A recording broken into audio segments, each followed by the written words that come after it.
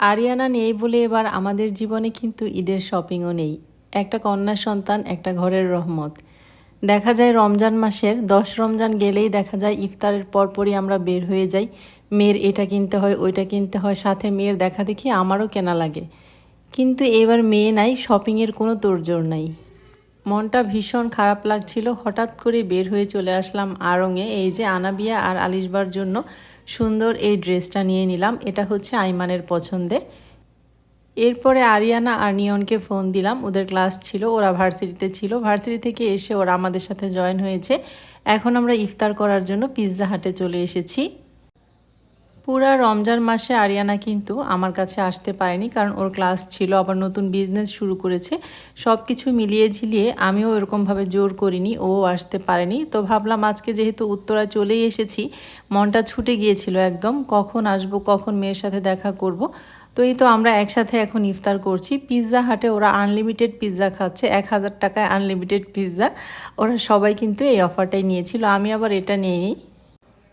আমি নিয়েছিলাম oven baked rice. তো যাই হোক, আমাদের ইফতার শেষ। আর এই বেবিটা কিন্তু সেই প্রথম থেকে আমাদের সাথে অনেক বেশি দুষ্ট করছিল।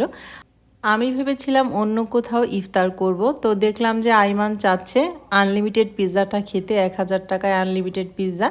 তো আরিয়ানা আর নিয়ন হচ্ছে আগেও ট্রাই করেছিল, সেজন্য ও ট্রাই করবে সেটা ভেবেই এখানে আসলাম আর কি।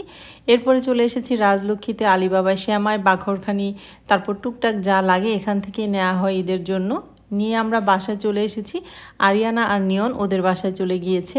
এরপরে এখানে আপনাদের সাথে একটু শর্ট আকারে আইমানের ঈদ শপিংটাও দেখিয়ে দিচ্ছি।